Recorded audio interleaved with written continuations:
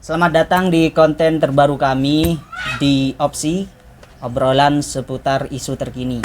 Bicara tentang isu, saya tertarik dengan isu literasi anak. Nah, untuk melengkapi obrolan pada kesempatan kali ini, saya tentunya tidak sendiri dan sudah ditemani oleh anak muda yang sangat bersemangat dan dia sangat konsen terhadap literasi anak. Dan kemarin juga sempat launching bukunya yang berjudul Rambut Keriting Nila. Siapa? Mari kita kenalan, Mbak Farah. Halo. Oh iya, Mbak Farah, ngomong-ngomong bicara tentang literasi anak. Nah, ini sangat menarik ya Sobat Pustaka ya. Dari banyaknya sebuah literasi, kenapa yang dipilih itu literasi anak? Apa mungkin Mbak Farah itu memiliki histori cerita di balik kayaknya jalan ninjaku untuk menulis buku itu literasi anak deh. Itu seperti apa, Mbak? Sebenarnya itu bermula dari keresahan pribadi ya. Yep. Jadi sekitar tahun 2019 itu aku udah mulai banyak mengikuti diskusi buku anak, terus juga pengarsipan yang spesifik sastra anak dulu di radio buku ya. Nah dari situ aku merasa bahwa ternyata literasi anak di Pulau Jawa, misalnya di Yogyakarta tuh ternyata banyak banget ya. Ternyata ada majalah Bobo, ada majalah Kuncung, ada banyak sekali tuh bahkan di media-media kayak di koran majalah dari tahun 80-an itu banyak banget tuh literasi untuk anak. Tapi aku pribadi yang hidup dan besar di Maluku itu nggak dapat tuh akses ke sana. Mungkin ada kayak misalnya majalah Bobo tapi 1-2 lah gitu untuk orang-orang yang mungkin secara ekonomi tidak mampu, nggak bisa tuh menjangkau buku-buku seperti itu yang tadi aku sebutin. Jadi dari situ aku udah mulai menarik nih gitu. Jadi aku kayak kayak mengulang masa kecil dengan membaca buku-buku yang baru aku temukan lagi di Jogja. Nah dari situ mulai banyak mengarsip buku-buku anak, mulai banyak membaca media-media kayak misalnya KR, Tempo, Kompas, majalah Kuncung yang di dalamnya itu ada cerita anak atau esai-esai tentang literasi anak gitu. Jadi bermulanya tuh dari situ sebenarnya, dari keresahan dan kehidupan pribadi lah gitu. Oh iya. Wah, menarik sekali ya Sobat Pustaka ya. Jadi menurut saya pribadi ini alasan yang sangat sangat kuat ya, bagaimana seseorang itu mampu konsentrasi atau fokus karena mempunyai latar belakang yang bisa dikatakan menjadi pemicu gitu kan. Yeah. Pemicu, penyemangat untuk fokus atau konsen ke literasi anak tadi. Yeah. Oh iya, kira-kira kalau misalkan seperti itu nih, tak tanya nih Mbak Farah nih, dulu pertama kali baca buku anak itu tentang apa? Buku apa? Waduh, pertama kali ini mungkin beda banget ya pengalamannya sama teman-teman yang pernah aku tanyain. Kalau teman-temanku kan aku tanya paling majalah Bobo, paling deketnya kan itu ya. Kalau aku itu yang paling aku ingat adalah buku komik kecil, buku komik-komik yang aku beli di mas-mas yang jualannya tuh campuran gitu loh. Oh ya, yang ada harum manis juga itu kan. Ada mainan gitu. Jadi buku-buku komik kecil yang harganya kalau zaman dulu tuh 500-an, itu judulnya kayak Wewe Gombel, Buto Ijo gitu, Pocong gitu-gitu, Tuyul gitu. Jadi masa kecil aku tuh dipenuhi dengan cerita-cerita seperti itu. Cerita horor malah gitu. Itu sih dari situ. Jadi majalah Bobo paling pas udah agak gede gitu baru tau ternyata ada majalah Bobo nih. Tapi juga nggak bisa yang akses tiap minggu. Itu enggak gitu. Jadi hanya yaitu bacaan horor Bobo kadang-kadang gitu. Nah, selain ada latar belakang ya, mungkin Mbak Farah dulu terus setelah remaja gitu kan, mungkin kenapa sih kok dulu saya tidak merasakan hal ini gitu kan. Nah, selain itu apakah Mbak Farah sudah melakukan riset nih? Mengkonfirmasi terkait tadi ada beberapa buku yang memang di tempat Mbak Farah ini tidak ada seperti majalah Bobo dan semacamnya gitu. Apakah sudah melakukan riset-riset kecil? Sebenarnya kalau itu bermula dari pengalaman ya. Jadi kalau aku sendiri tumbuh memang tidak banyak literasi untuk anak. Yang paling banyak kita baca ya di sekolah. Kalau puisi pun kita baca buku puisi atau cerpen di dalam buku bahasa Indonesia. Oke. Jadi yang spesifik misalnya cerita A, cerita B gitu, atau misalnya novel-novel untuk anak gitu yang banyak sekali kalau sekarang kita temukan di toko-toko buku ya. Kalau kayak di Jogja, di Gramedia, Togamas dan lain-lain. Nah di aku pas masa aku tumbuh tuh nggak ada, jadi nggak bisa tidak banyak buku-buku yang bisa kita akses. Tuh, kalaupun ada itu sangat terbatas.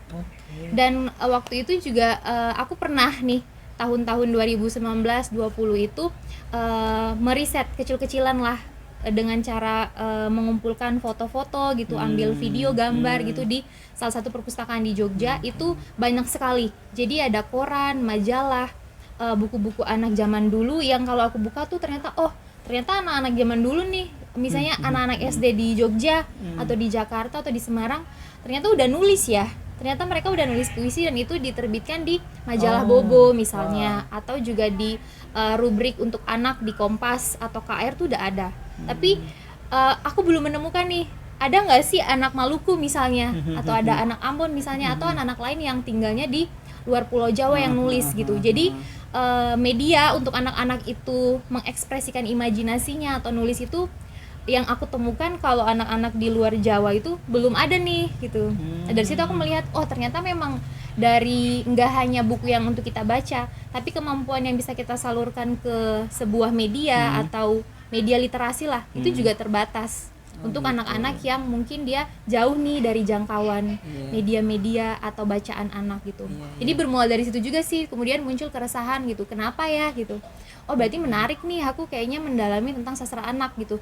Selain terkait isu itu juga untuk memenuhi kebutuhan aku, karena masa kecilnya aku nggak dipenuhi dengan banyak bacaan gitu ya. Iya, dari sehingganya situ muncullah bagaimana ya ini mungkin ya cukup berakhir atau cukup dialami oleh diri Mbak Farah saja mungkin ya spiritnya. Untuk anak-anak yang lain ya jangan sampailah gitu kan.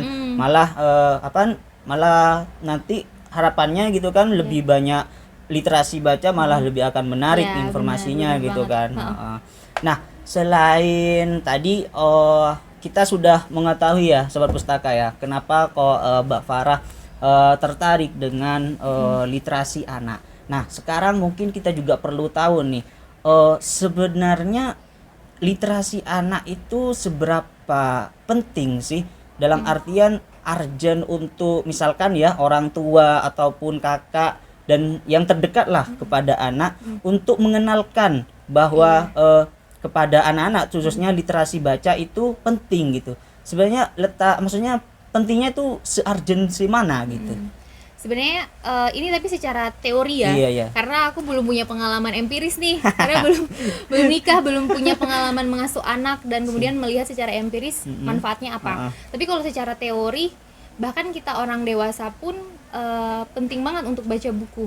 Nah untuk anak-anak gitu kan kadang orang berpikir bahwa anak itu baru baca buku ketika udah besar. Misalnya dia udah 7 tahun atau 10 atau ke atas lah gitu, remaja dewasa gitu. Tapi sebetulnya literasi anak itu tanpa kita sadari itu udah dikerjakan oleh orang tua kita. Kalau kalian ingat, teman-teman ingat, Apong juga ingat, kalau ketika kita masih bayi pasti pernah kan pas mau tidur itu dinyanyiin lagu Nina Bobo. Pernah. Itu sebenarnya bagian dari sastra. Kalau dalam kategorinya itu termasuk sastra lisan.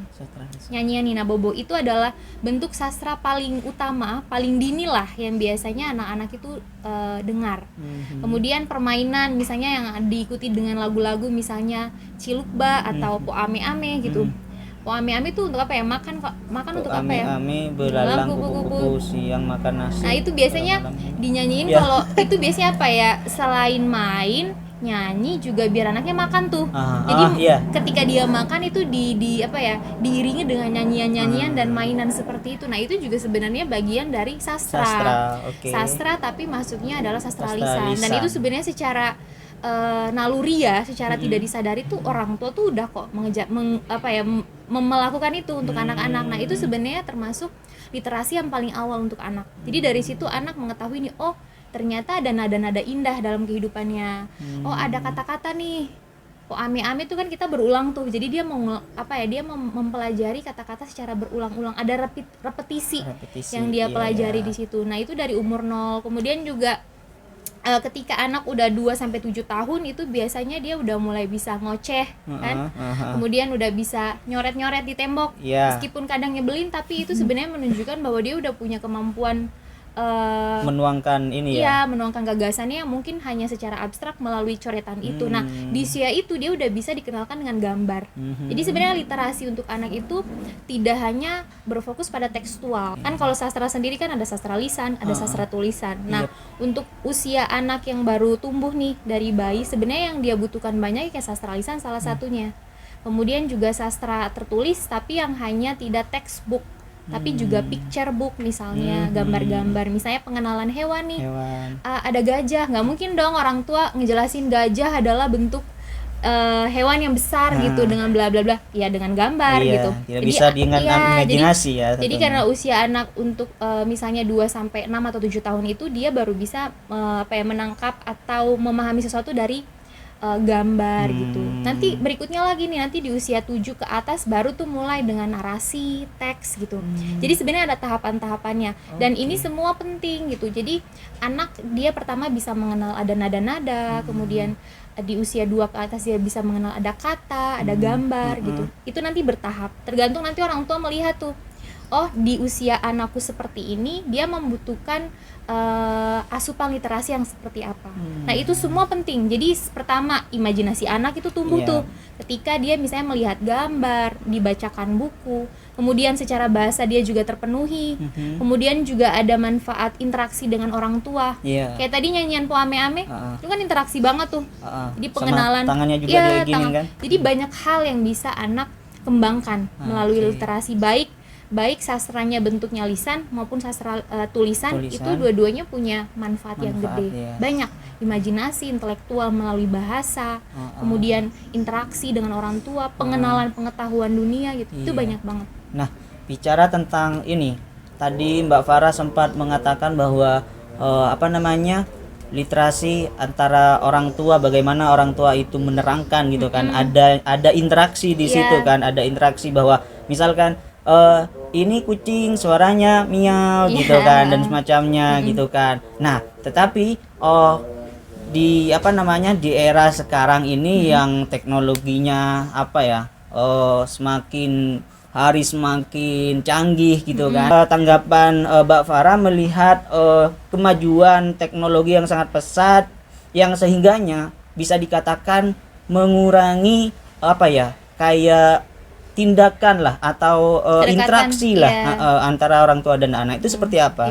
Sebenarnya perkembangan media digital tuh juga terjadi ya dalam sastra anak atau literasi anak. Kayak misalnya sekarang selain YouTube yang tadi udah dicontohin, misalnya anak-anak bisa baca, bahkan banyak loh di YouTube itu misalnya cerita Cinderella atau misalnya bahkan kemarin ada tuh aku temu Wewe Gombel. Itu kan satu bentuk sastra lisan yang mengalir di Indonesia ya. Penyebutannya aja yang beda-beda di berbagai daerah, tapi itu ada di YouTube. Nah, di media lain kayak misalnya di dalam bentuk aplikasi itu banyak sebenarnya. Kayak misalnya kita punya Ipusnas, terus daerah-daerah juga punya perpustakaan digital yang bisa diakses oleh orang-orang. Jadi di satu sisi itu memang sangat bermanfaat nih untuk kelompok masyarakat yang mungkin dia tidak bisa mengakses karena misalnya kesulitan ekonomi. Ketika buku anak itu mahal kan dia bisa beralih nih ke digital gitu. Jadi dia bisa memberi literasi, pemahaman tentang sastra anak kepada anaknya itu melalui media digital ini. Tapi di sisi lain memang karena kuncinya sebenarnya dalam pemberian pengetahuan dari sastra anak atau literasi anak kepada anak itu tuh peran orang tua tuh penting banget. Jadi apapun medianya ketika orang tua tidak mengawasi atau tidak dalam kontrol itu memang sulit karena pertama anak kan belum punya pemahaman sedemikian rupa untuk memahami nih apa sih sebenarnya maksud dari sebuah media ini atau literasi yang dia baca. Nah, apalagi digital. Ketika misalnya orang tua misalnya memandu anak dengan waktu yang sudah dia tentukan, kan anak kan nggak bisa tuh kayak 24 jam dia terus di depan layar kan. Nah, ketika orang tua itu bisa mengatur waktu dan kemudian orang tua bisa membantu anaknya nih, dia mendampingi lah membaca, itu akan ada interaksi tuh. Iya, Ya, iya. jadi selain pemahaman literasi pengetahuan, ada juga interaksi itu antara orang tua dan anak. Tapi ketika orang tua yang cuma biarin anaknya kasih HP gitu atau tab, terus anaknya yang scroll sendiri, nonton sendiri, nah itu yang ada penelitian mengatakan bahwa itu bisa mengurangi bonding antara anak dan orang tua. Jadi fungsi orang tua yang dalam hal ini dia menjalankan fungsi sosialisasi, interaksi dengan anak itu akhirnya nggak terjadi. Akhirnya anak apa ya, dia sendirian aja nih, screen time sendirian baca, dan orang tua apakah bisa menjamin misalnya anak hanya fokus untuk anak yang udah bisa ini ya main gadget ya, bisa jadi dia pindah nih nonton yang lain gitu, atau baca yang lain, atau main game gitu. Jadi memang di satu sisi digital ini sangat penting dia untuk menyediakan fasilitas untuk mungkin kelas menengah ke bawah yang tidak bisa mengakses buku teks, atau misalnya mempermudah juga kan digital. Jadi kemana-mana misalnya anak pengen baca, atau oh ini udah waktunya nih dia baca gitu, kita bisa buka nih perpustakaan digital atau YouTube. Nah tapi juga harus diiringi dengan dampingan, pengawasan, jadi pengawasan gitu, karena yang berbasis teks aja itu butuh pengawasan, apalagi yang digital gitu. Karena gadget itu apa ya, menyediakan segala macam ada di situ. Jadi ketika orang tua nggak punya dampingan yang bagus atau tidak mendampingi anak nih, anaknya dibiarkan aja, itulah yang terjadinya nanti hal-hal buruk dari situ yang mungkin terjadi. Betul. Jadi di satu sisi positif, tapi di sisi lain juga ada sisi negatifnya nih. Itu memang sisi-sisinya digital ya seperti itu. Sama seperti kemarin itu kan ada kasus, jadi di pemberitaan itu si anak itu buka ini malah aplikasi jual beli pembelian gitu loh, kayak Shopee, Tokopedia, dan lain-lain ya. Malah pencet-pencet akhirnya datang, dan orang tuanya loh saya nggak merasa mesan, COD itu ya? malah COD. Iya, dampaknya salah satunya kayak gitu. Jadi memang digital tuh bagus gitu, karena ada yang bentuknya aplikasi di web gitu, ada juga. Jadi anak itu bahkan bisa milih loh, dia mau dibacakan atau dia baca sendiri. Itu ada. Jadi ada voice dari aplikasinya yang membacakan, naratornya gitu. Jadi kan kayak gampang banget gitu. Nah tapi ketika ini tidak mampu dikontrol atau didampingi oleh orang tua, yang menjadi salah satunya dampak yang tadi kamu bilang gitu. Jadi memang harus tetap balance tetap harus di bawah pengawasan orang tua. Jadi memang basisnya seperti itu sih, maupun baik teks maupun non teks kayak digital gitu, tetap harus di bawah pendampingan orang tua. Iya. Itu. Jadi sobat pustaka, jadi kita tadi sudah mengobrol terkait literasi anak, terus juga pentingnya seperti apa, bagaimana orang tua atau orang terdekat sekitar anak itu bisa atau mampu mengedukasi, melakukan pengontrolan gitu kan. Sebetulnya apapun medianya ya Mbak ya, apapun medianya itu harus melakukan pengawasan gitu kan. Baik itu secara mungkin pengawasan secara mandiri, dalam artian dilakukan antara anak dan orang tua, ataupun juga ada sekarang sistem kalau di di Android itu ada ini jadi ada suatu aplikasi, itu aplikasi family.